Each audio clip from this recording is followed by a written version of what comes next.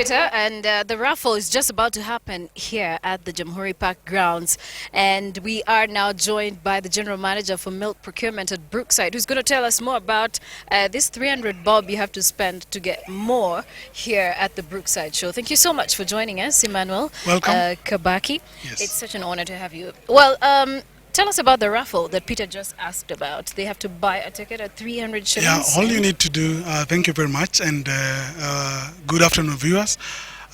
This afternoon, a few minutes, we are going to have the raffle for today, and the winner of this raffle will go home with an in-calf heifer. An in-calf is a cow that has already been served and is waiting to give birth. One of them, you just need to take care of it for 3 months, and then you get a calf. If you're lucky enough, it could be a heifer as well. So farmers, if you not come, please make sure you come. There's one today and there's another one tomorrow. Over and above that, we'll have 14 farmers that Brookside Dairy Limited is going to sponsor for a local tour to go and visit other farmers in this country that have done well as far as dairy farming is concerned. Joy, if I take you back, the last 2 shows we took farmers to Israel. We also took farmers to South Africa to learn. But this year we decided, no, let's take farmers to see what other farmers in this country are doing. Right. And that will be taking 14 farmers to a fully paid trip all over the country to see those other farmers who have done well. All right, interesting. So we have seen the Brookside Breeders' Show happening for the last 19 years. Yes. I'm sure there are quite a number of lessons that have been picked by most of the farmers, as well as you as Brookside, as some of the organizers of this entire show. But then again, what are some of the lessons that have stood out for you as Brookside, as well as the farmers themselves? There have been a number of farmers that have started dairy farming. Those that always thought of, I could start dairy farming. Some have come to the show and they have come back to us and told us, thank you Brookside for organizing this show. It's from this show that I was able to go and start my dairy farming, and now I'm selling milk and I'm getting regular income. The others who are also dairy farmers, but then they used to do it just like a hobby. But after coming to this show, they went back home and they came here and saw a cow producing 40 liters of milk per day. And from the show, they went back home and they learned ways and means of looking after their cows, and today they say we are able to produce, we have cows that are giving us up to 30 kilos a day. So Right. that is good. That's interesting. So, we do have exhibitors around here from not just Kenya. They're coming from Kenya and beyond. Tell us about them. Why exactly are they here? What are they exhibiting at the Breeders' Show? We have both the livestock and trade exhibitors. Amongst the trade exhibitors that we have is Pembe, for example, just to mention a few. We have Unga Farm Care, we have Coopers, we have USAID Caves. We have a whole host of exhibitors that are here to listen to farmers, to communicate to farmers what they have to offer. So it is important for livestock farmer who is out there, who has not made up his mind to come to the show and learn 1 or 2 things about this show. All right. So earlier today we did see the display of the Ganzis as well as the Ushers and the Holsteins or the Frisian cows. What more should we expect at the show this time around? There's dual-purpose judging that is also going to take place. There's Dopas judging that is also going on this morning, and there's a lot. These presentations going on at the livestock complex, whereby farmers, there are quite a number of topics. There's how do you feed your cow to get maximum benefit out of it?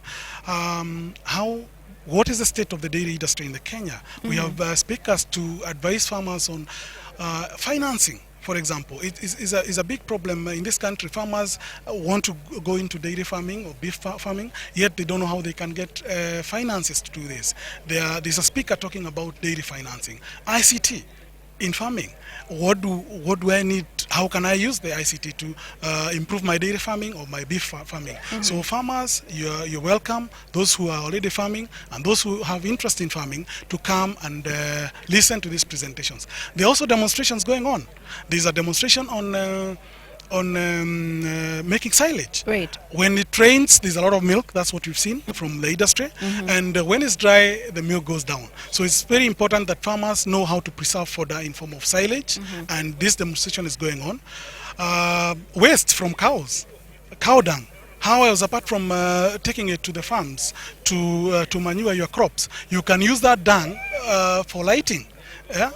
In form of biogas. You can use it for heating water in the house, Right. for bathing, or for even washing utensils at the farm. So these demonstrations are going on. There's also demonstration on hides and skins, how they are prepared to make a good leather shoe. So it's so informative for everyone who is out there to come and listen and learn something. All right. Tell you what, the last time I was here was in 2013 when Yes. we came to actually do the Breeders' Show here at the Jamhuri Park grounds. And majority of the people who were here were the older generation. Today, it is a different story. We are seeing the younger generation as well taking part in the Breeders' Show as well, coming to display their cattle, their goats, their sheep. What do you make out of this? Do you think the younger generation is now picking more interest in agriculture as well as breeding? There's a lot of interest from young people, even the middle class in Kenya. They want to get into farming because if there's one area that you never go wrong is in food. If you are investing in food, people will always eat. Whether the economy is doing well or bad, people will have to eat. So if you invest in dairy farming or in beef farming or in sheep farming, people will have to eat. Yeah, so in the right industry. So we've seen a lot of interest from the young people. They have realized, like for example, in dairy farming, it's like a paycheck every month. We pay our suppliers every month. Every 10th of the month, you get your money and you send the money to the bank. So if you are a consistent dairy farmer and you're selling milk to Brookside, you stand a chance of even getting a loan facility from the financial institution that we used to pay you. Right. So the young people have realized that you don't need to come to Nairobi to look for a white collar job. You can go to the farm. And as Brookside, this year we thought if we come up with a heifer, an in-calf heifer, and not only a heifer, this heifer comes with a zero grazing unit. We are going to construct to the winner. For the winner, a zero grazing unit, we are going to give the winner 1 month equivalent of hay to feed the cow, Right. acaricides, and even mineral supplements. All right, so we've also seen the display here of dairy goats as well as sheep. Are they the Doper sheep? Yes. Are those the Doper These the breed of Doper sheep? sheep, yes. Tell me about those. Not many people know much about crosses or crossbreeds. Maybe you might want to give us more information about those. In terms of cows, we have the dual-purpose breed. This breed do produce meat, and they also produce milk. So if you are a farmer and you want to keep a dual purpose, you can use it for milk and then you can sell that animal for meat. So you start to benefit more from that cow. And they're being demonstrated here. When you go to sheep, for the dopers, basically they are fast maturing. Yeah. And our sister organization, Gishaya Farm, brought in dopers from South Africa, breeding rams that are available to change. Those farmers who want to keep dopers, they Right. can buy rams which they can use to breed in their farms Okay. for meat. All right. Now, well, we also spoke to a number of farmers to tell us what exactly they are learning from a breeders' show like this one. And one of those farmers that we did speak to is Tim Chesire, who is a breeder from Makonge Farm. He talked about how his breeds have since improved after a number of lessons learned from the breeders' show. Take a look.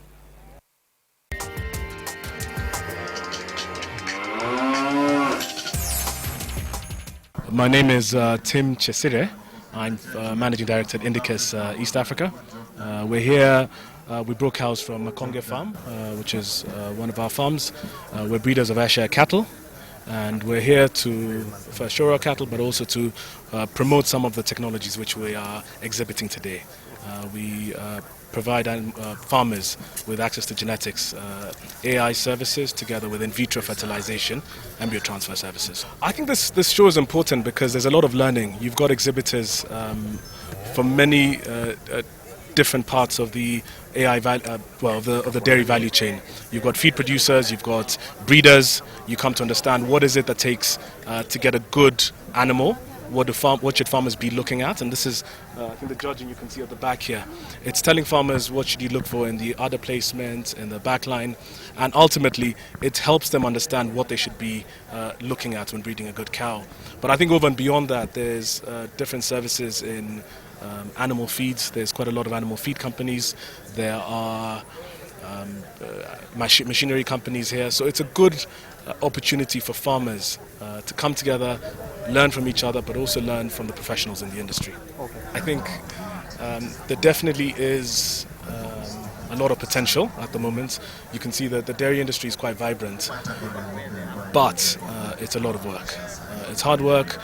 It's difficult to get enough professionals in the industry, and I think farmers should be training more, or young people rather should be attending more courses so that they do become professionals in this industry, because it's not an easy industry as the papers will or magazines will tend to present it. It's a science, and they need to take it as that.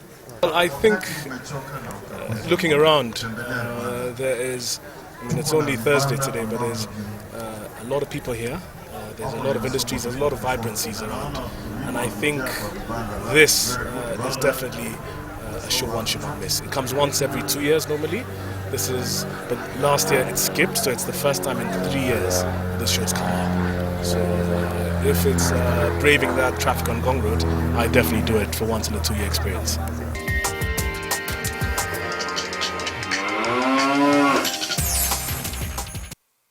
And that is Tim Chesire, who is one of the farmers, talking to us about how he has been able to improve his breeds. Now, we are joined by John Gethe, who is the Director, Milk Procurement. But before we go to him, we are going to be crossing back to the studio where Peter is on standby right there with more business stories. Peter, what do you have for us?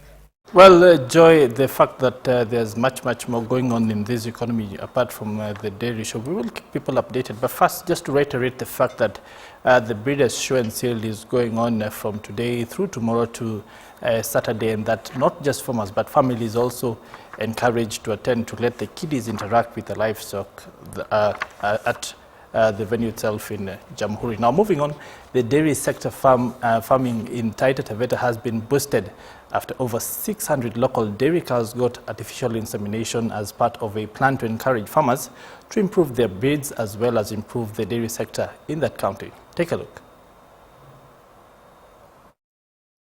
As the fastest growing business venture in the country, now farmers in Taita Taveta are also in the race to make their mark in the industry. Take the case of Jimson Kambale, an established dairy farmer from the area, who tells of the challenges he and other farmers face in feeding and watering their livestock. Hizi ambayo nimeleta hapa ni mara mbili. Kwa sababu nimejaribu kuita mtu wa veterinary, akaja kazidunga, mara kwanza zikafeli. Sasa ndio nimeona nijaribu nione kama zitashika. Kambale has practiced artificial insemination and he says it has boosted the dairy farming, which is now giving 90 liters of milk per day from his 3 dairy cattle. Other farmers from the area, though, contended that the lack of capital has meant they have not been benefiting from their dairy cattle, despite attending several trainings from field officers. Mimi nimefanya ukulima huo kwa muda wa miaka 10 na tumekuwa tukielezewa mafundisho na maafisa wa veterinary wa nyanjani, na tumekuwa tumeelimishwa vizuri na tunafuatilia kwa makini, lakini shida imekuwa ni pesa. According to Dr. Lawrence Ochieng, a veterinary doctor in the county, most of the people in Taita Taveta are subsistence dairy farmers, with the attendant challenges of small-scale farmers, often diminishing their returns and discouraging them. Mara mingi utapata wale watu ambao wamejifunza kupatia ng'ombe mbegu kwa kutumia mipira ama artificial insemination hawana kazi. Manake watu bado wanaona wale ng'ombe watatembea na dume na vitu kama hizo. Ng'ombe wamewacha kivyao. According to Dr. Ochieng, most of the farmers need to be educated on the best method of caring of their dairy cows, and especially on crossbreeding, which is effective and gives a dairy farmer an opportunity to choose and develop their breeds. Walimu wachache ambao wana ng'ombe wa grade kama Fresian ama Asha, hizo ni mbegu ambao utaangazia. Lakini lengo letu kubwa ni wale how tunawezaje kufanya cross ya ng'ombe wa kienyeji. He, however, insists that most of the farmers have not considered artificial insemination, which is the best way of improving dairy farming, instead of using the traditional ways of direct mounting by bulls. So far, the program has created job opportunities for the youth, as most of them are planted grass in their farms, which they sell to dairy farmers, which they store for feeding, especially during dry season. Philip Keitang, KTN News. Well, that story is right there, just proving the fact that dairy farming is indeed changing lives and uplifting livelihoods right across Kenya in a very big way. Now, did you know the fact that the largest producer of milk in Kenya produces over 100 liters of milk in a single day? Yes, that is one cow. It's milked thrice a day. It's in Kiambu. That is one of the stories we will be bringing you later on, but tomorrow, as we continue to cover the Brookside Breeders, the show and sale that is ongoing for the next 3 days. We now want to cross back to our very own Joy Doreen Bira, who is standing by with some insights from the show and sale itself, with Mr. Gethe, who is the General Manager for Milk Procurement at Brookside. Joy, please take it away. Thanks a lot, Peter. And just like you mentioned, yes, indeed, the highest number of milk produced was just about 1,000 million liters a day. And so you can actually tell that there is quite, Kenya is one of the top milk producers around not just Eastern Africa, but around the continent as well. Though we're still getting to learn how to grow or breed cattle specifically for beef or meats. And so we're going to hear more of that as well from John Gethe, who is the Director for Milk Procurement at Brookside, Africa. Thank you so much for joining us. I thought you were going to leave the cowboy cap on your head, but well, I guess the cameras do not favor that. So in 2013, there was a shortage of milk, yeah? And then last year, we did see a milk glut. How are we even dealing with those two scenarios? What exactly caused the milk shortage in 2013, and then of course we had the milk glut in 2014 and 2015 as well? Thank you, Joy. Actually, the year of shortage was not 2013, it was 2012. Not 2013? No, it was actually But 2012. it crossed over into 2013, early months of 2013. Yeah, partly, but it was in the first quarter. It was actually in the first quarter of 2013. Yeah. What happened is that we had a huge scale of frost that hit a lot of the dairy producing areas of this country, from the hills of Limuru right down to the lowlands of Murang'a. We had frost. So what that did is that you know what happens with frost. It basically you go to bed with the grass green on one day, and you wake up the next morning and you find that it's turned brown. That's the effect of frost, and that basically decimates all the grass that you may have had for your cow. So that in effect basically was the biggest cause of the shortage in 2012. The glut, I would say, it depends on how you view it. As a company, we did not experience glut. Maybe other dairy companies did experience glut, and a lot of that comes with planning. Brookside, for instance, has expanded its factory to such an extent that it goes out and contracts farmers and tells them that we will take every single drop of milk that you produce. This has been in force from actually 2010. But what happened before that is we had a period as an industry. There was a period where those processors who haven't contracted farmers were basically turning away their milk and in some cases pouring it. That was a glut that sometimes repeats itself in small patches of time during the year. Yeah. And for me, the worst glut in memory was the one in 2010. These others that have come in place have been small, but they haven't affected us as a company because we have the facility to be able to take every drop of milk that our contracted farmers produce. All right. So technology is driving the bigger part of agriculture lately, and we are continuously and increasingly seeing farmers adopting technology as well as one way to enhance their productivity. How has that worked, especially for dairy farmers? In many ways, and you'll find that dairy farming is at different levels in different parts of of the country. For instance, Kajiado. Kajiado was an area that wasn't enjoying daily milk marketing activities from the formal industry like it is happening now. What has happened after that is that they have now embraced some sort of less extensive grazing systems, which to me is a movement in terms of technology from where they were before and where they are now. You have other farmers as well who practice dairy farming using hydroponics. Yeah. And with hydroponics, they're able to grow their forage within 7 days, right? And feed it on the 8th day using very little water and creating a huge volume of forage, highly nutritious, in a very cost-effective method. So the worlds are quite apart in terms of the technology that is being adopted in various parts of the country today. But what I can say for sure is that the industry is moving forward. Right. And the industry is moving forward indeed. We did manage to go through some of the exhibitions over there, and we managed to see some of the latest technologies that some of the exhibitors have displayed as well.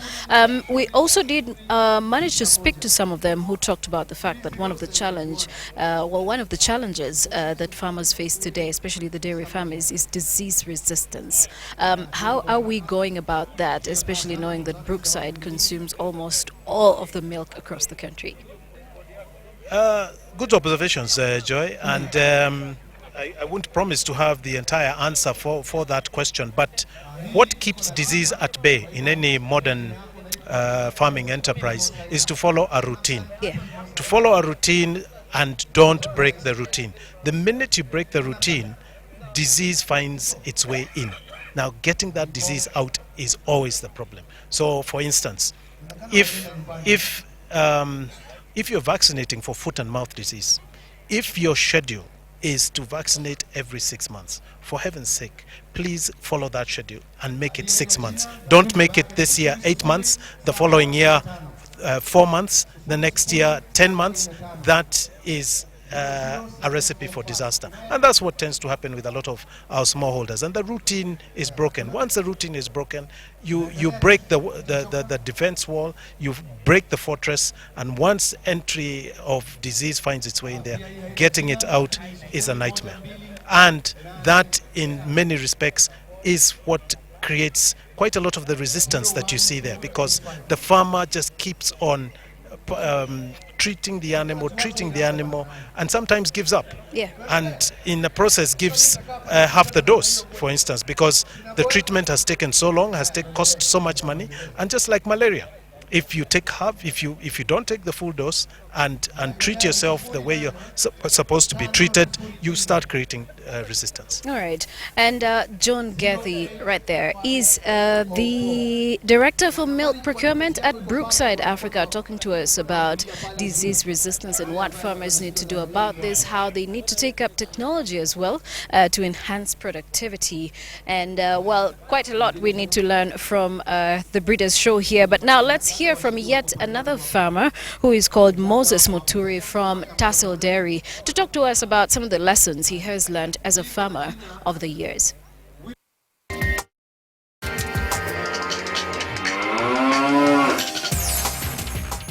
We are coming to you from Jamhuri Showground, where the Brookside Breeders and Sale has opened its doors today for the public. And with me is one of the farmers who is showcasing some of his breed. He'll introduce himself and tell us what he does. My name is Muturi Njoroge. I'm the director of Tassas Dairy Farm. We run a chain of farm which involve breeding of hybrid cattle. We are here to showcase what we have. When did you start? I started quite some time, about 12 years ago. I've run the breeding program over the years, just like all the other farmers, and I engage it to be something like a business. So it's not just mere farming or subsistent form of farming, it's about agribusiness. So How many animals how many cows do you have at the moment, and how much milk do you maybe milk in a day? Currently, we have over 400 cows. Not all cows that are milking, because a part of the herd is used as breeding. So we have around 4,000. We've set the farm to produce almost around 4,000 liters daily. What are some of the challenges you as a dairy farmer has been going through, or that you think are challenges that can face any other farmer if I want to start farming? The greatest challenge in farming, I think, has been ideological, because most farmers thought that farming is just an easy going thing. So with the challenges of the weather pattern, soil degradation, we have diseases, new diseases coming up. We have to learn. And so most farmers, it's catching most farmers like unaware, but if the information and technology will by all means be in the farmers, then we will be able to fix the situation. Okay. What could be advice to maybe those farmers or those who intend to join dairy in the future and have not found time to come and visit the show? What could be your advice? These shows are merely happening because of learning. And if we won't learn what we want to learn in life, then we run the risk of losing it. So it's important that every farmer around to be attending all the farmers' trade fairs, and it will go a long way in building their career. Yeah. What is the future of dairy farming as we wind up? Dairy farming is a very promising venture. We are in a region or in a country that everyone knows milk.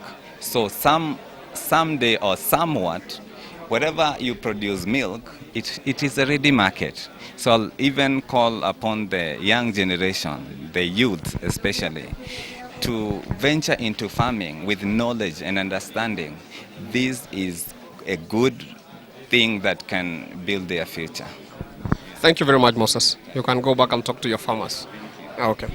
That was Moses Muturi, the owner of Tassel's Dairies. And as you've heard, for you to be a farmer, you have to learn. And dairy farming is not just any kind of farming.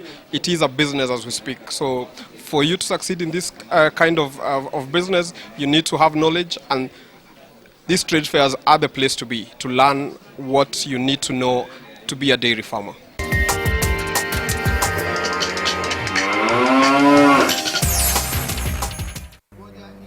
Well, thanks a lot, Philip. And yes, indeed, we are coming to you live from the Jamhuri Park grounds, and we are going to be here tomorrow as well. But on just a quick note, John, what is your parting shot for today? My parting shot today is, if you're coming to this show, please set aside 2 days. 1 day is simply not enough. There's so much to see, so much to learn, and most important, this show isn't going to be repeated again until 2018. So don't miss this opportunity.